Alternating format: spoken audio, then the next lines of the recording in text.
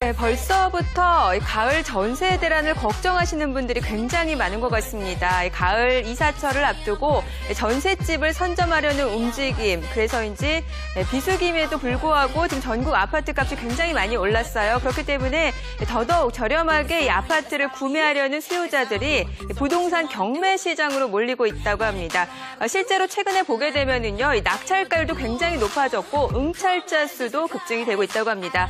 자, 여기 그래프를 보게 되면 알 텐데요. 지금 이제 서울 전체에서 6월 달 같은 경우는 이제 낙찰가율이 90.59%였습니다. 그런데 7월 달 한 달 사이에 이 낙찰가율이 1%포인트 이상 좀 올라간 것을 확인해 볼 수가 있겠고요.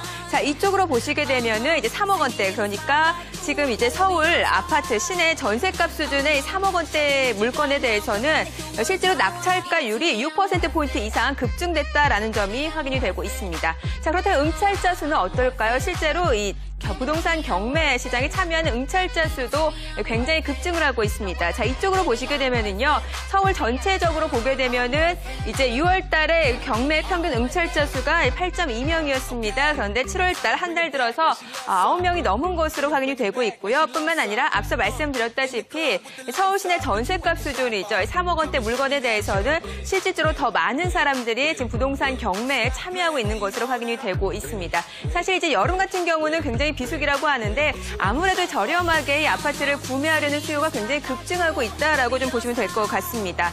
물론 부동산 경매 시세보다 좀 저렴하게 구입했다고 한다라면은 굉장히 좋은 투자가 될 수 있겠습니다만 준비 없이 뛰어들게 되면은 좀 큰 코를 다치기 쉽다고 하죠. 화면을 통해서 먼저 확인해 보도록 하죠.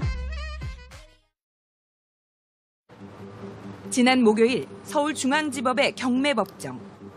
집값 상승에 대한 기대감 반영으로 최근 경매 낙찰가율도 상승세를 타면서 경매 응찰자 수도 늘었습니다.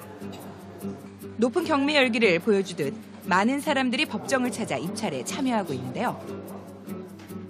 경매 시장의 기본 원칙은 시세보다 더 싸게 사기인데요. 그런 만큼 입찰가를 정하기 전 정확한 시세를 파악하는 것이 중요합니다. 보통 감정가는 경매에 나오기 6개월 전에 정해지는 경우가 많은데요. 감정가 책정 후 시세가 떨어져 오히려 감정 가격이 시세보다 비싼 경우도 있는 만큼 반드시 현장을 찾아 시세를 확인한 후 입찰에 참여해야 합니다.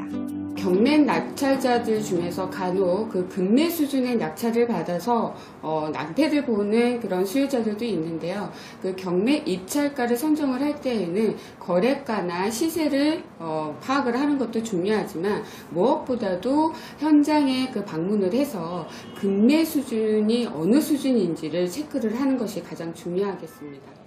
경매에 관심은 있지만 경매 관련 지식이 적은 일반인들은 경매 관련 전문가들의 조언을 받는 경우가 많은데요. 실제 이날 경매 법정을 찾은 많은 입찰자들이 매수 신청 대리인과 동행해 도움을 받는 모습을 볼 수 있었습니다. 매수 신청 대리 등의 경매 컨설팅은 일정 조건을 갖춘 사람에 한해 가능한데요. 그 현행법상으로 입찰 대리를 할 수 있는 그런 직업군들은 변호사와 그다음에 법무사, 그리고 최근에는 이제 법이 개정돼 가지고 공인중개사들도 입찰 대리를 수수료를 받고 할 수 있도록 돼 있습니다. 이 직업군 외에는 나머지 사람들은 수수료를 받고 혹은 영리를 목적으로 혹은 업으로 이런 것들을 진행하게 되면은 이제 불법인데요. 하지만 자격을 갖추지 않은 사람들이 버젓이 활동하면서 피해도 속출하고 있습니다. 가장 흔하게 발생하는 피해는 과도한 수수료 지급 문제입니다. 수수료는 이제 브로커들은 정확히 나누고 저희는 이제 감정가 1%. 정해져 있어요. 법원 행정처가 마련한 경매 컨설팅 관련 수수료 규정을 보면 매수 신청 대리 수수료에는 두 가지가 있는데요. 매각 허가 결정이 확정된 경우 수수료는 감정가의 1% 이하 또는 최저 매각 가격의 1.5% 이하 범위 안에서 당사자의 합의에 의해 결정하도록 하고 있습니다. 매수인이 되지 못한 경우에는 50만 원의 범위 안에서 수수료를 받아야 한다고 규정하고 있습니다. 하지만 실제 경매 현장에서는 규정이 무시된 채 과도한 수수료를 요구하는 경우가 빈번하게 발생하고 있는데요. 공연의 큰 활동 같은 경우는 정말 해당으로 해서 몇 천만 원 받으시라고요? 부풀리는 데도 많죠. 그렇죠. 근데 자격증 권하면 허가 업체가 아닌 데서는 경매에 관심을 갖고 있지만 규정을 잘 모르는 일반인들은 높은 수수료를 요구하는 무자격자들에게 속수무책으로 당할 가능성이 높습니다. 경매장 주위에서 접근하는 그런 부분들은 무자격자일 가능성이 굉장히 크니까 좀 신중하게 그런 접근을 차단할 필요가 있겠네요. 무자격자를 통한 컨설팅을 받을 경우 경매 물건에 대한 권리 분석이 제대로 이루어지지 않아 낙찰 후 피해를 보는 경우도 발생하고 있는데요. 경매 피해를 입었다는 사람들도 늘고 있습니다. 일례로 제가 최근에 상담했던 그런 사례들인데요. 컨설팅 자격이 없는 무자격 컨설팅 업자로부터 그 아파트를 낙찰받는 그런 경우를 거친 사례인데요. 실제로 위험 부담이 뭐가 있는지를 모르는 상태에서 이제 그 컨설팅 업자는 그 추천을 해줬는데 막상 물건을 낙찰받고 봤더니 상당 부분의 그런 법적인 분쟁이 내재돼 있었던 그런 사례였습니다. 그래서 지금 낙찰받은 지 2년이 넘어가는데도 불구하고 아직까지 명도도 못하고 지금 소송을 지켜보면서 관망하고 있는 상태인데요. 이 불법적인 그런 행태를 막기 위해서 변호사법에서는 이런 행위를 하는 자에 대해서 7년 이하의 징역 혹은 5천만 원 이하의 그런 벌금을 경과해서 부과할 수 있도록 되어 있습니다. 경매에 참여할 때는 무턱대고 물건을 찾기보다는 목적을 정한 뒤 주변 분위기에 휩쓸리지 않고 소신 입찰을 해야 한다고 전문가들은 조언하고 있습니다. 네, 정말 이 부동산 경매에 대한 관심이 굉장히 뜨거워지고 있는데 그만큼 문제점도 좀 많이 발생이 되고 있습니다. 그런 만큼 부동산 경매야말로 적말하게 적절하게 좀 준비를 해서 여러분들이 경매 시장에 좀 참여를 해보셔야 될 것 같습니다. 그래서 준비를 해봤습니다. 앞으로 또 특별한 시간 마련해서 경매에 관한 모든 것을 알려드리도록 하죠. 네, 부동산 경매의 신입니다. 역시 우리옥션 이성용 대표 자리했습니다. 안녕하세요. 네, 안녕하세요. 네, 먼저 이성용 대표와 관련된 프로필 간단하게 좀 확인을 해보도록 하죠.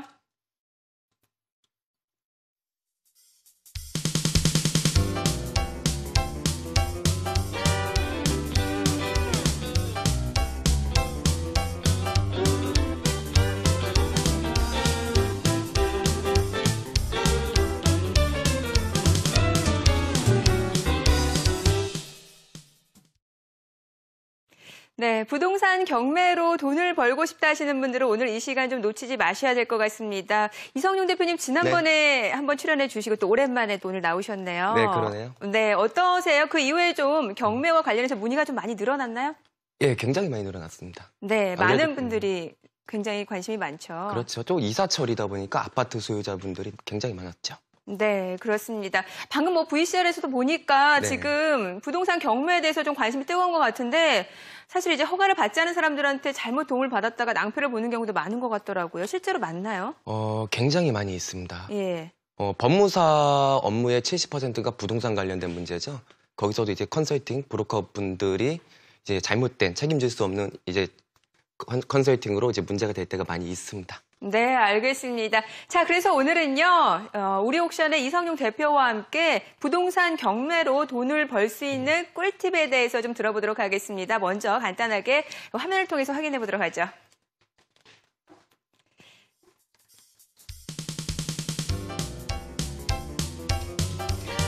보니까 유치권 행사 중이다. 이런 얘기 나오고 있네요. 이것 좀 네. 설명 부탁드릴게요.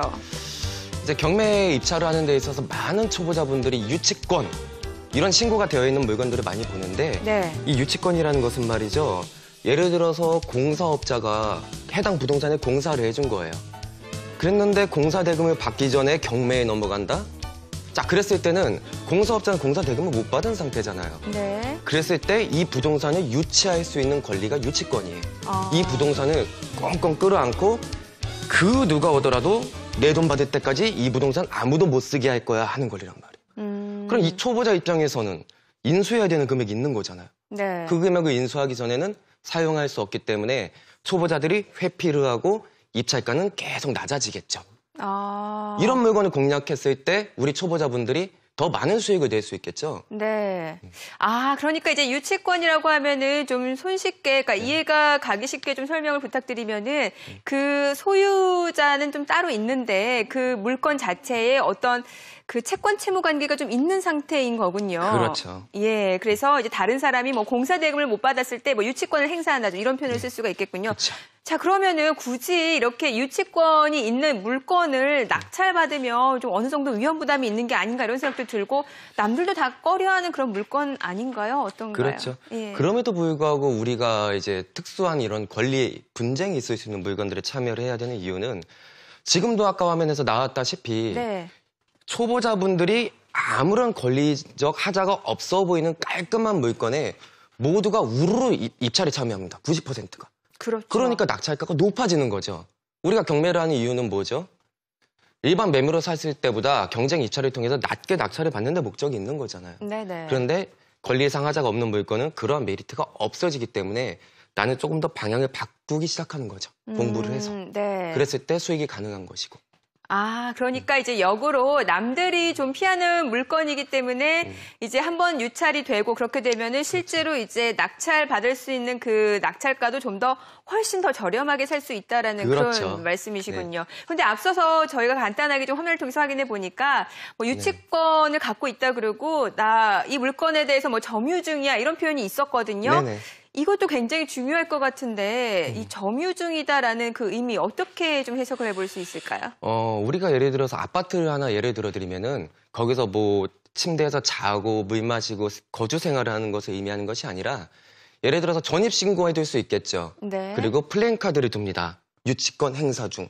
그리고 거기서 이제 내가 이 물건을 배타적으로 내가 관리하고 있다라는 것이 이제 그렇게 해석하시면 되죠. 네. 예. 자, 그러면은 이 유치권을 갖고 있는 사람이 그 물건을 좀 점유하고 있다라고 한다면 네. 어때요? 만약에 그런 물건을 좀 낙찰받게 되면은 실제로 그 낙찰받은 사람이 그 유치권을 행사하는 사람한테 어떻게 돈을 좀 갚아야 될 의무가 있거나 이런 건 아니에요? 갚아야 될 의무는 없는데 네. 어쨌든 내가 낙찰을 받으면 내가 새로운 소유자고 이 부동산을 내가 활용할 수 있어야 되잖아요. 그렇죠. 그렇죠? 그러면은 내가 이해관계인이 돼갖고 내가 먼저 돈을 줘야 돼 이제 입장에 처하게 되는 거죠. 아. 그래서 이제 그 돈을 물어줄 수 없기 때문에 사람들이 입찰을 회피하는 것이고. 네. 그래서 이런 거를 제가 오늘 팁을 드릴 겁니다. 네. 유치권에 대해서 공부를 하려고 하면은 한없이 깊이 들어가는데 우리 초보자분들이 조금은 이 경매 과도기 시장에서 틈새 공략을 할 수 있는 팁을 이제 유치권 관련해서 드릴 건데 그게 바로 이제 점유의 부분입니다. 유치권자의 점유의 형태에 따라서 우리 초보자분들도 유치권을 무너뜨리고 그 금액을 인수하지 않고 싸게 받아서 자본 수익을 누릴 수 있는 기회를 알려드리겠습니다. 유치권자의 점유 형태다라고 말씀을 주셨는데 어떻게 그 점유 형태가 달라지는 건가요? 일단 점유는 네. 당연히 유치권자가 계속적으로 점유를 해야 되지만 오늘 팁에는 유치권자가 언제부터 점유를 했느냐 그 시기가 우리한테는 공략 모델입니다. 오늘. 유치권자가 점유를 네. 할 때는요. 경매가 신청이 되고 경매가 진행되는 데 있어서 경매 개시 결정 등기가 돼요. 그 부동산에. 네, 경매 진행 중이니까 함부로 거래하지 말라 제3자의 보호를 위해서. 그 등기 이전부터 점유를 했어야 됩니다. 근데 이 이전부터 점유를 했는지 안 했는지 객관적인 증빙 서류를 볼 수 있는 것이 있어요. 법원 서류 중에서. 그게 뭔가요? 그게 바로 현황 조사서입니다. 그게 누구나 볼 수 법원 있는. 서류인 거예요? 그렇죠. 예. 이 현황 조사서는요. 집행관이 경매가 이제 진행된다 그러면은 현장에 나가서 누가 점유하는지 조사하고 옵니다. 네, 지금 나가고 있네요. 현장 조사 시 뭐 소유자 점유주 이런 식으로 써 있는. 그렇죠. 예. 자, 여기서 가르쳐 드릴게요. 유치권자는 경매 개시 결정 등기 이전부터 점유를 하지 않았으면 유치권은 무너집니다. 그런데 예. 집행관은 현황 조사를 언제 나가느냐? 경매 개시 결정 등기 이후에 나갑니다. 만약에 경매 개시 결정 등기 이후에 집행관이 현황 조사를 나갔는데 현황 조사서에 소유자 점유라고 적혀 있다면 네. 제3자 점유에서 유치권자가 아니라 소유자 점유라면 무엇을 반증하는 거죠? 경매 개시 결정 이전에 유치권자가 점유하고 있는 것이 아니라 소유자가 점유하고 있는 것이다. 네. 유치권자는 경매 개시 결정 등기 이전부터 점유한 것이 아니다라는 반증을 해주는 거죠. 네. 그런 물건 같은 경우에는 내가 낙찰을 받고 나서 이 현황 조사서를 객관적인 증빙 자료로 해서 유치권자의 금액을 물어주지 않고 저는 그대로 아파트를 사용할 수 있게 되는 겁니다. 그러니까 경매 개시 결정 등기 이전에 그 유치권자가 점유 네. 중인지 아닌지가 굉장히 중요한데 그 부분을 알 수 있는 자료가 바로 법원에서 증빙해 줄 수 있는 현황조사서군요. 그렇죠. 네. 자, 앞서 간략하게 화면을 보니까 지금 뭐 소유자, 점유주 이런 게 있었잖아요. 그런데 네. 실제 사례를 들어서 설명을 좀 들어보면 좀 더 쉽게 좀 이해가 될 것 같거든요. 예, 좋습니다. 예, 사례 한번 보여주시죠. 네, 이거는 이제 가장 최근에 유치권 관련된 물건을 낙찰받은 물건인데 아 실제로 낙찰을 받으신 거. 그렇죠. 예. 양천구 신월동이면 목동이죠. 목동. 네네. 거기에 있는 주상복합 아파트입니다. 감정평가 금액은 4억 300만 원이죠. 네. 그리고 최저 입찰가가 64%입니다. 이게 무엇을 의미하냐면은 네. 원래 감정평가 금액 100%로 첫 경매 매각기일이 잡히고 이때 아무도 입찰을 하지 않으면은 80% 금액으로 재진행을 합니다. 한번 유찰이 되면요. 그렇죠? 예. 그 80% 금액일 때도 아무도 입찰에 참여 안 해서 그 80% 금액에 또 20% 적감돼서 64%대. 그럼 이거는 두 번 유찰이 된 거네요. 그렇죠. 뭐 예. 때문에?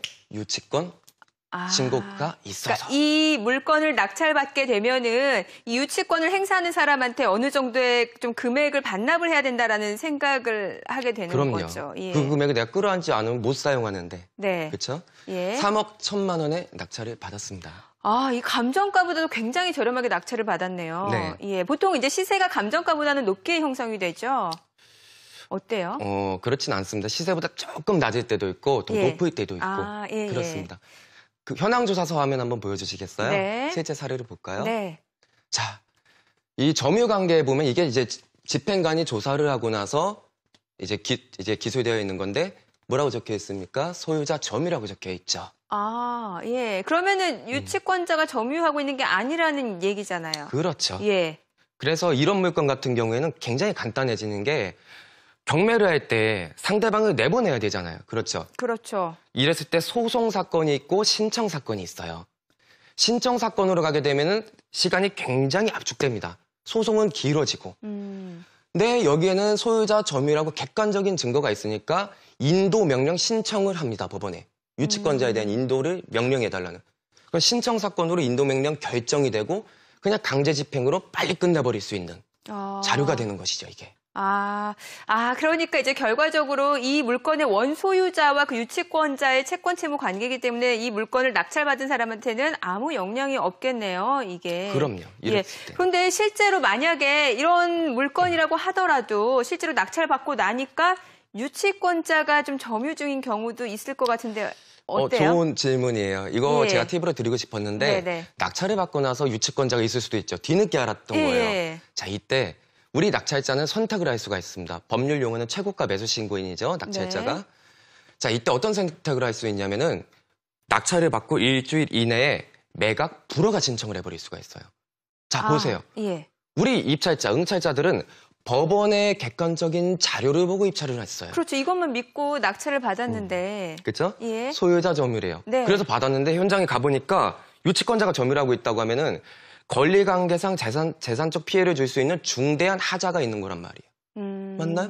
네. 그러면 법원에 난 소유자 점유인 것을 보고 입찰을 했다. 그러니 매각 불허가 해달라 하면은 입찰 보증금 다 돌려받고 무효 처리가 되어버리는 거예요.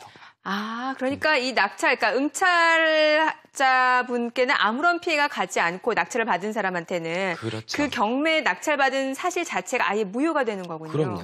다행이네요. 두 가지 다 선택을 하실 수가 있는 거죠. 그럼 여기 오늘의 팁은 그거네요. 유치권이 있는 물건 중에서도 이제 현황 조사서를 띄어서 실제로 소유자 점유 중인지를 확인하면 되겠네요. 맞습니다. 예, 알겠습니다. 자, 오늘 부동산 경매에 관한 꿀팁은 유치권이 있는 물건을 싸게 그리고 좀 저렴하면서 안전하게 낙찰받을 수 있는 방법에 대해서 알아봤습니다. 다음 이 시간에도요, 여러분 부동산 경매에 관한 모든 것을 좀 알려드리겠습니다. 오늘 우리옥션 이성용 대표였습니다. 오늘 말씀 고맙습니다. 네, 감사합니다.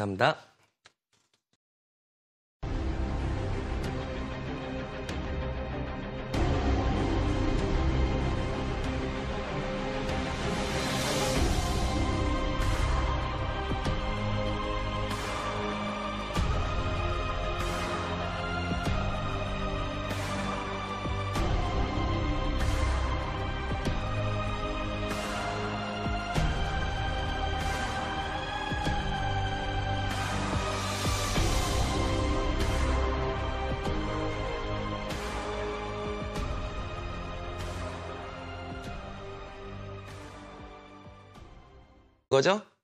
경매 개시 결정 이전에 유치권자가 점유하고 있는 것이 아니라 소유자가 점유하고 있는 것이다. 네. 유치권자는 경매 개시 결정 등기 이전부터 점유한 것이 아니다라는 반증을 해주는 거죠. 네. 그런 물건 같은 경우에는 내가 낙찰을 받고 나서 이 현황조사서를 객관적인 증빙 자료로 해서 유치권자의 금액을 물어주지 않고 저는 그대로 아파트를 사용할 수 있게 되는 겁니다. 그러니까 경매 개시 결정 등기 이전에 그 유치권자가 점유 네. 중인지 아닌지가 굉장히 중요한데 그 부분을 알 수 있는 자료가 바로 법원에서 증빙해 줄 수 있는 현황조사서군요. 그렇죠. 네. 자, 앞서 간략하게 화면을 보니까 지금 뭐 소유자 점유중 이런 게 있었잖아요. 그런데 네. 실제 사례를 들어서 설명을 좀 들어보면 좀 더 쉽게 좀 이해가 될 것 같거든요.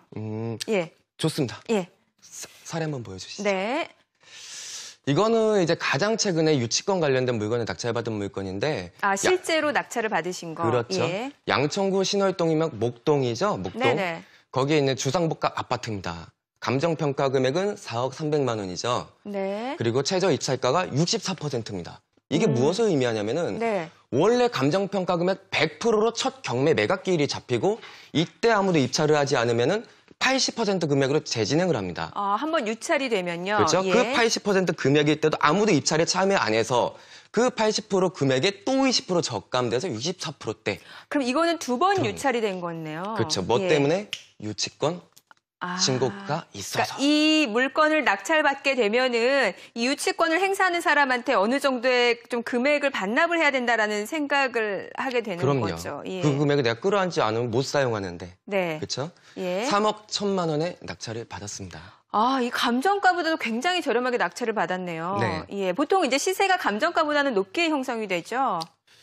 어때요? 그렇진 않습니다. 시세보다 조금 낮을 때도 있고 더 예. 높을 때도 있고 아, 예, 그렇습니다. 그 현황조사서 화면 한번 보여주시겠어요? 네. 실제 사례를 볼까요? 네. 자, 이 점유관계에 보면 이게 이제 집행관이 조사를 하고 나서 이제 기술되어 있는 건데 뭐라고 적혀 있습니까? 소유자 점유라고 적혀 있죠. 아, 예. 그러면은 유치권자가 점유하고 있는 게 아니라는 얘기잖아요. 그렇죠. 예. 그래서 이런 물건 같은 경우에는 굉장히 간단해지는 게 경매를 할 때 상대방을 내보내야 되잖아요. 그렇죠. 그렇죠. 이랬을 때 소송 사건이 있고 신청 사건이 있어요. 신청 사건으로 가게 되면은 시간이 굉장히 압축됩니다. 소송은 길어지고. 근데 여기에는 소유자 점유라고 객관적인 증거가 있으니까 인도 명령 신청을 합니다. 법원에. 유치권자에 대한 인도를 명령해달라는. 그럼 신청 사건으로 인도 명령 결정이 되고 그냥 강제 집행으로 빨리 끝내버릴 수 있는 자료가 되는 것이죠, 이게.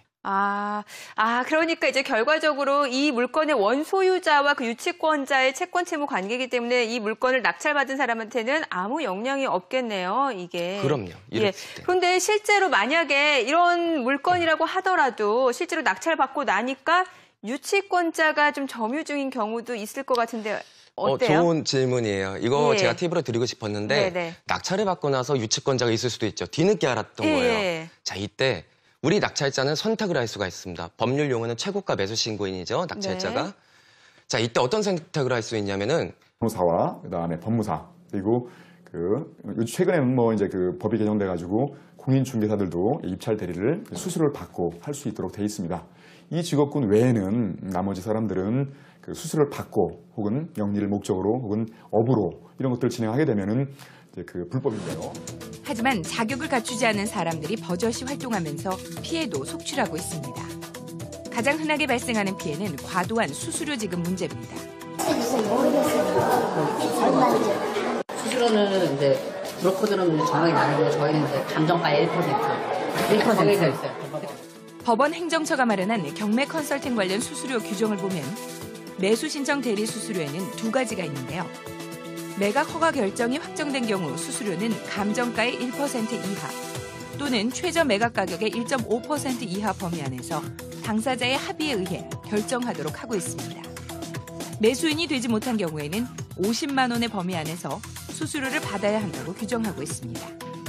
하지만 실제 경매 현장에서는 규정이 무시된 채 과도한 수수료를 요구하는 경우가 빈번하게 발생하고 있는데요. 작년에 큰 활동 같은 경우는 정말 해당으로 해서 몇천만 원 받으세요. 부풀리는 데도 많죠. 그렇죠. 이제 재결정 권하면 허가 업체가 아닌 데서는 경매에 관심을 갖고 있지만 규정을 잘 모르는 일반인들은 높은 수수료를 요구하는 무자격자들에게 속수무책으로 당할 가능성이 높습니다. 경매장 주위에서 접근하는 그런 부분들은 무자격자일 가능성이 굉장히 크니까 좀 신중하게 그런 접근을 차단할 필요가 있겠네요. 무자격자를 통한 컨설팅을 받을 경우 경매 물건에 대한 권리 분석이 제대로 이루어지지 않아 낙찰 후 피해를 보는 경우도 발생하고 있는데요. 경매 피해를 입었다는 사람들도 늘고 있습니다. 일례로 제가 최근에 상담했던 그런 사례들인데요.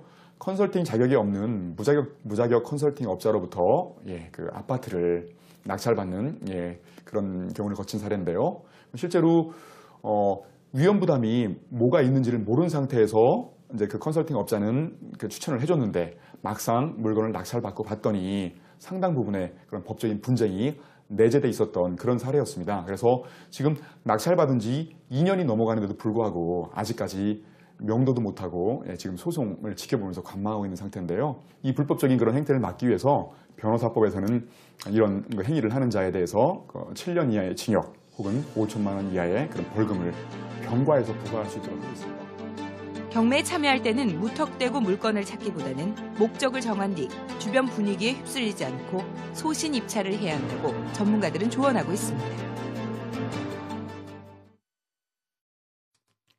네, 정말 이 부동산 경매에 대한 관심이 굉장히 뜨거워지고 있는데 그만큼 문제점도 좀 많이 발생이 되고 있습니다. 그런 만큼 부동산 경매야말로 적말하게 적절하게 좀 준비를 해서 여러분들이 경매 시장에 좀 참여를 해보셔야 될 것 같습니다. 그래서 준비를 해봤습니다. 앞으로 또 특별한 시간 마련해서 경매에 관한 모든 것을 알려드리도록 하죠. 네, 부동산 경매의 신입니다. 역시 우리옥션 이성용 대표 자리했습니다. 안녕하세요. 네, 안녕하세요. 네, 먼저 이성용 대표와 관련된 프로필 간단하게 좀 확인을 해보도록 하죠.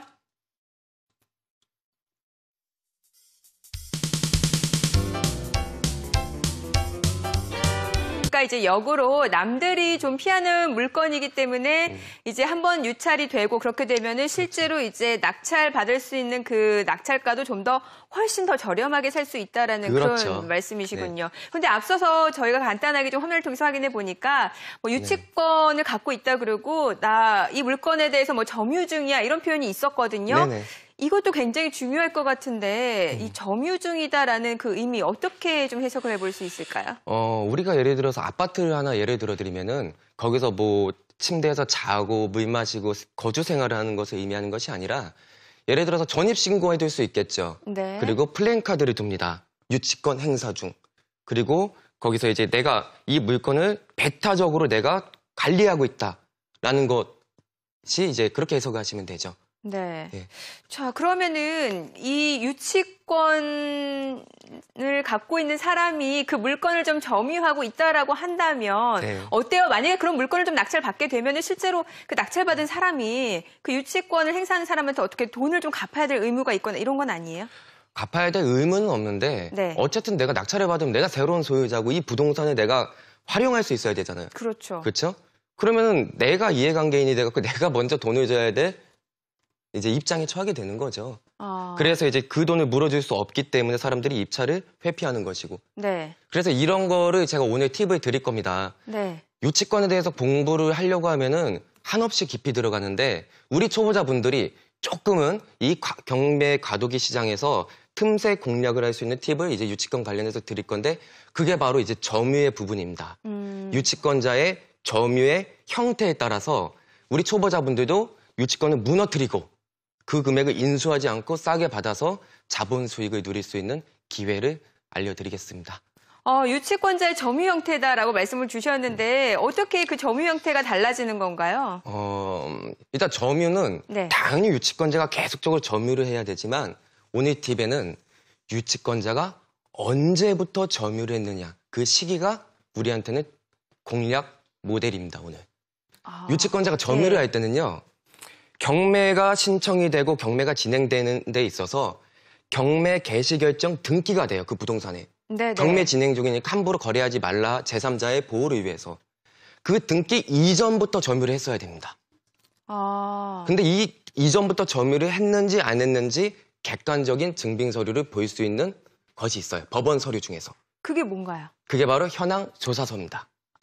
그게 누구나 볼 수 법원 있는. 서류인 거예요? 그렇죠. 예. 이 현황 조사서는요. 집행관이 경매가 이제 진행된다 그러면은 현장에 나가서 누가 점유하는지 조사하고 옵니다. 네, 지금 나가고 있네요. 현장 조사 시 뭐 소유자 점유증 이런 식으로 써 있는. 그렇죠. 예. 자, 여기서 가르쳐 드릴게요. 유치권자는 경매 개시 결정 등기 이전부터 점유를 하지 않았으면 유치권은 무너집니다. 그런데 예. 집행관은 현황 조사를 언제 나가느냐? 경매 개시 결정 등기 이후에 나갑니다. 만약에 경매 개시 결정 등기 이후에 집행관이 현황 조사를 나갔는데 현황 조사서에 소유자 점유라고 적혀 있다면 네.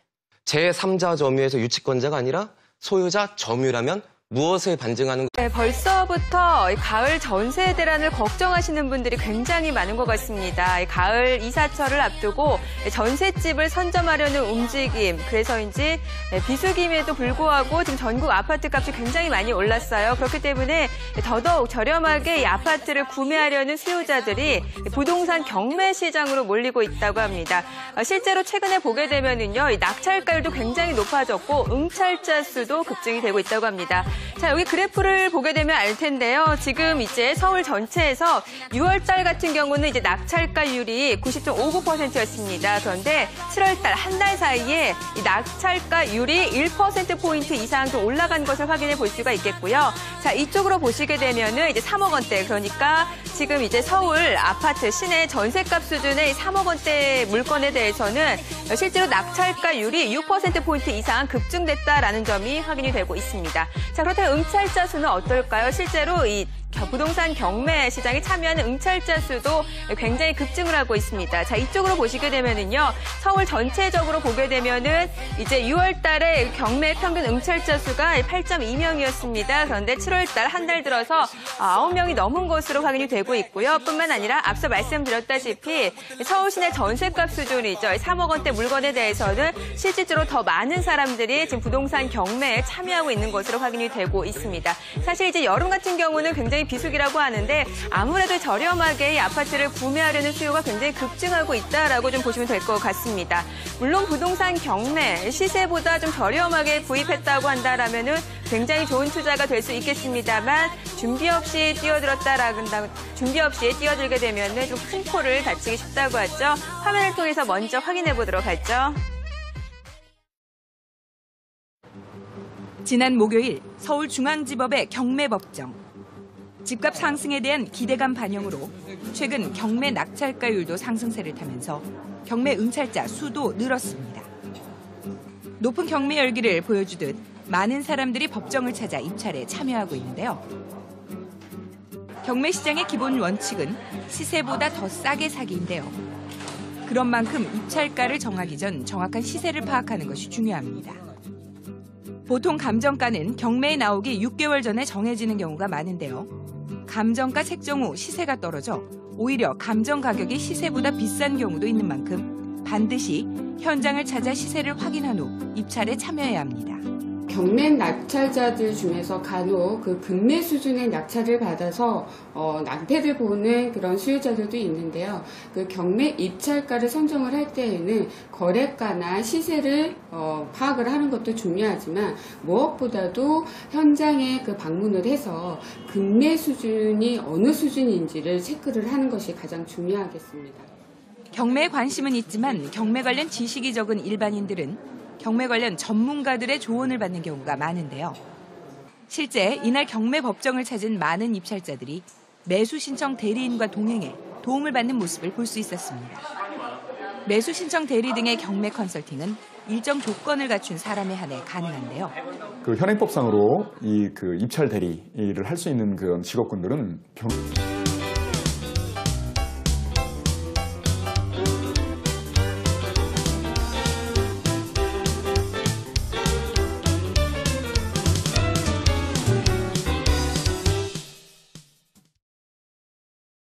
네, 부동산 경매로 돈을 벌고 싶다 하시는 분들은 오늘 이 시간 좀 놓치지 마셔야 될 것 같습니다. 이성용 대표님 지난번에 한번 출연해 주시고 또 오랜만에 또 오늘 나오셨네요. 네, 그러네요. 네, 어떠세요? 그 이후에 좀 경매와 관련해서 문의가 좀 많이 늘어났나요?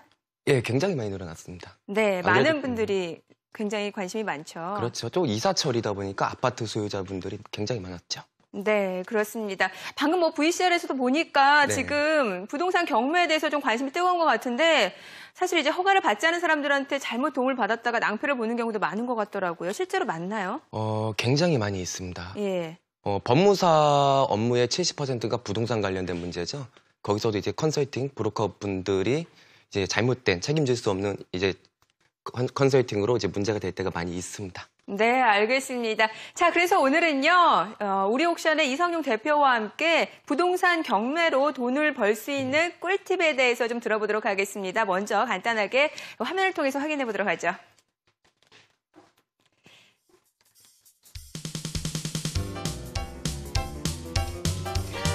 보니까 유치권 행사 중이다. 이런 얘기 나오고 있네요. 이것 좀 네. 설명 부탁드릴게요. 이제 경매에 입찰을 하는 데 있어서 많은 초보자분들이 유치권 이런 신고가 되어 있는 물건들을 많이 보는데 네. 이 유치권이라는 것은 말이죠. 예를 들어서 공사업자가 해당 부동산에 공사를 해준 거예요. 그랬는데 공사 대금을 받기 전에 경매에 넘어간다? 자, 그랬을 때는 공사업자는 공사 대금을 못 받은 상태잖아요. 네. 그랬을 때 이 부동산을 유치할 수 있는 권리가 유치권이에요.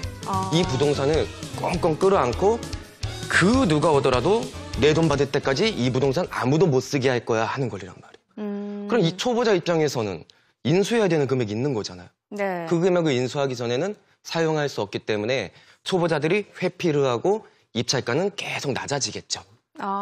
이런 물건을 공략했을 때 우리 초보자분들이 더 많은 수익을 낼 수 있겠죠. 네.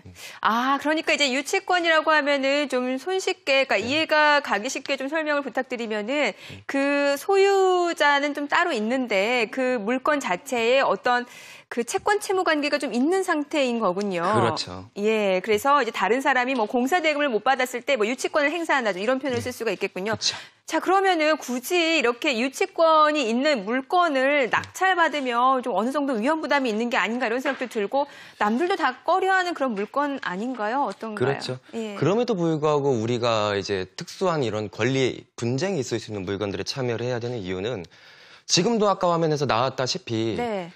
초보자분들이 아무런 권리적 하자가 없어 보이는 깔끔한 물건에 모두가 우르르 입찰에 참여합니다. 90%가. 그렇죠. 그러니까 낙찰가가 높아지는 거죠. 우리가 경매를 하는 이유는 뭐죠? 일반 매매로 샀을 때보다 경쟁 입찰을 통해서 낮게 낙찰을 받는 데 목적이 있는 거잖아요. 네네. 그런데 권리상 하자가 없는 물건은 그러한 메리트가 없어지기 때문에 나는 조금 더 방향을 바꾸기 시작하는 거죠. 공부를 해서. 네. 그랬을 때 수익이 가능한 것이고. 그러니까